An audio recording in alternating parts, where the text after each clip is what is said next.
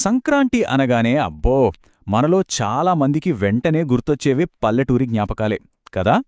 ఆ గాలిపటాలు, కొత్త అల్లుళ్ల సందడి, అమ్మమ్మ చేసే ఘుమఘుమలాడే పిండి వంటలు అన్నీ కళ్లముందు కదులుతాయి. అయితే ఓ 25 క్రితం మనం చూసిన ఆ పండగ వాతావరణం ఇప్పుడు కూడా అచ్చం అలాగే ఉందా? సంప్రదాయం, ఆధునికత ఈ రెండింటి మధ్య సంక్రాంతి ఎలా మారిపోయిందో ఈరోజు కాస్త లోతుగా చూద్దాం. అసలు ప్రశ్న ఇక్కడే వస్తుంది. ఇంత పాత, ఒక ప్రాచీనమైన పంటల పండుగ ఇంత ఫాస్ట్గా మారిపోతున్న ఈ ప్రపంచంలో అసలు ఎలా నిలబడగలుగుతోంది? కాలంతో పాటు ఏవి మనతోనే ఉన్నాయి, ఏవి మాయమైపోయాయి? పదండి ఈ మార్పునొకసారి గమనిద్దాం. సరే, ముందుగా బేసిక్స్ చూద్దాం. అసలు సంక్రాంతి అంటే ఏంటి? చాలామంది అనుకున్నట్టు ఇది కేవలం ఒక పండగ మాత్రమే కాదు, ఇది ఒక ఖగోళ సంఘటన.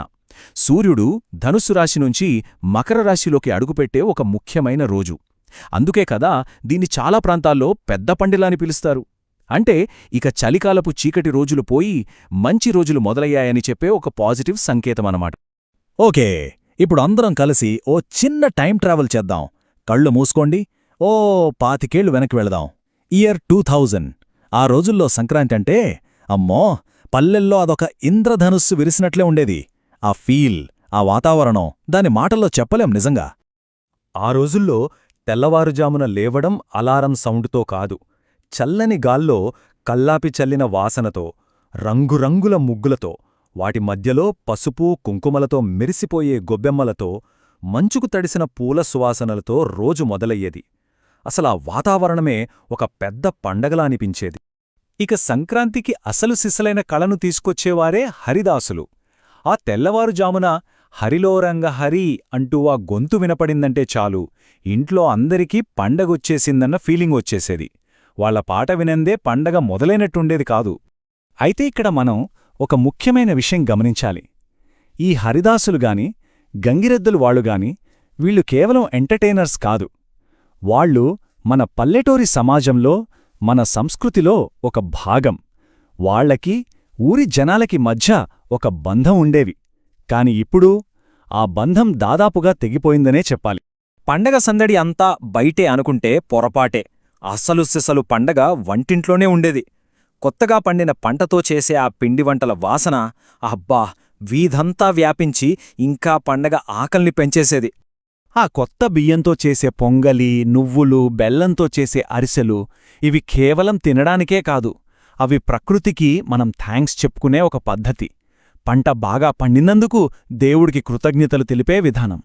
ముఖ్యంగా అందరూ కలిసి చేసుకోవడంలోనే ఆ అస్సలైన పండగ ఆనందం దాగి ఉండేది. ఇంట్రెస్టింగ్ విషయం ఏంటంటే, ఆ వంటల్లో నువ్వుల్లాంటివి వాడటం కేవలం రుచికోసం మాత్రమే కాదు, దాని వెనక పెద్ద అర్థమే ఉంది. నువ్వుల్ని అమరత్వపు గింజ అని పిలుస్తారంటేనే ఆలోచించండి, వాటికెంత ప్రాముఖ్యతుందో. సూర్యశక్తికి, ఆరోగ్యానికి ప్రతీకగా వాటిని చూసేవాళ్లు. సరే, పూజలు, పిండి వంటలు ఒక ఎత్తైతే, సంక్రాంతిలో ఉండే అసలైన మజానే వేరు. అదొక ఉత్సాహాల జాతరలాంటిది. పోటీలు, పందాలు, కేరింతలతో ఊరంతా హోరెత్తిపోయేది. ఇక వీటన్నిటికీ తోడు సినిమా. సంక్రాంతికి ఉన్న కమర్షియల్ పవర్ గురించి ప్రత్యేకంగా చెప్పక్కర్లేదు. పండగకి కొత్త సినిమా రిలీజ్ అవడమనేది కూడా ఒక పెద్ద ట్రెడిషన్ అయిపోయింది. గుర్తుందా? 2000వ సంవత్సరం సంక్రాంతికి వచ్చిన ఈ సినిమాలే దానికి బెస్ట్ ఎగ్జాంపుల్. ఈ పండగ వినోదంలో 2 డిఫరెంట్ సైడ్స్ కనిపించేవి. ఒకవైపేమో గాలిపటాలు, కబడ్డీ లాంటి సరదా ఆటలతో అందరూ నవ్వుతూ గడిపితే, మరోవైపు కోడిపందాలు, జల్లికట్టిలాంటి చాలా సీరియస్, హోరాహోరీ పోటీలు జరిగేవి. ఈ రెండూ కూడా ఆ పండగలో భాగమే. ఇక్కడే కథలో అసలైన ట్విస్ట్.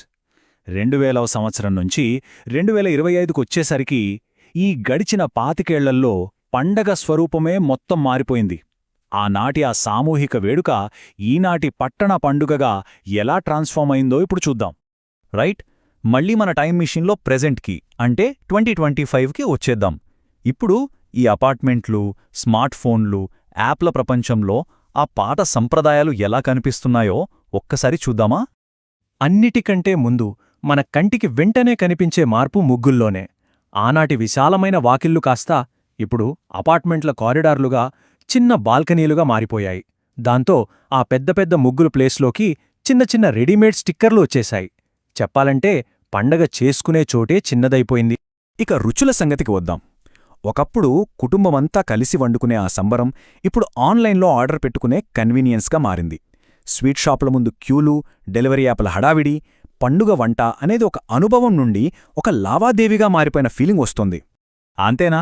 ఒకప్పుడు వీధుల్లో మనల్ని పలకరించిన వినోదం కూడా ఇప్పుడు మన అరచేతిలోకి టీవీ స్క్రీన్ల మీదకొచ్చేసింది. హరిదాసుల పాటల స్థానంలో ఇప్పుడు ఓటీటీలో స్పెషల్ ప్రోగ్రాములు, పండగ రిలీజ్ సినిమాలు వచ్చేశాయి. ఎంటర్టైన్మెంట్ అనేది పబ్లిక్ నుంచి పర్సనల్ అయిపోయింది. ఈ మార్పుని ఇంకా బాగా పర్సనల్గా అర్థం చేసుకోవాలంటే రంగయ్య అనే ఒక రైతు కథ చూద్దాం. ఒకే మనిషి, రెండు వేరువేరు కాలాలు. మొదట 2000వ సంవత్సరంలో తన సంక్రాంతి ఎలా ఉండేదో చూద్దాం.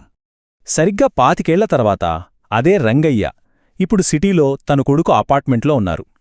పండగ అనుభవం మొత్తం తలకిందులైపోయింది. హరిదాసు పాట వినాలంటే ఫోన్లో యూట్యూబ్ పెట్టుకోవాలి. అరిసెలు తినాలంటే ఆన్లైన్లో ఆర్డర్ పెట్టాలి. ఆయన ఫీలింగ్ ఏంటంటే పండగ డిజిటల్ అయిపోయింది, కాని దాని అసలైన రుచి, ఆత్మ రెండూ పోయాయి. అవును, ఇవన్నీ చూశాక ఇంకేముంది, సంక్రాంతి స్ఫూర్తి మొత్తం పోయినట్టే అనిపిస్తుంది కదా. కాని ఆగండి, కథ అక్కడితో అయిపోలేదు. ఒక చిన్న ఆశ ఇంకా మిగిలే ఉంది. ఒకవైపు హరిదాసులు, గంగిరెద్దులలాంటి కళారూపాలు పల్లెల్లో కనుమరుగైపోయి శిల్పారామం లాంటి కల్చరల్ సెంటర్స్లో కేవలం ఒక ప్రదర్శనగా మిగిలిపోతున్నాయి. ఇది నిజమే. కానీ మరోవైపు గిరిప్రదక్షిణలాంటి పాత సాంప్రదాయాలు కొత్తగా పుంజుకుంటున్నాయి. వేలమంది భక్తుల్ని, టూరిస్టుల్ని ఆకర్షిస్తూ కొత్త రూపంలో నిలబడుతున్నాయి.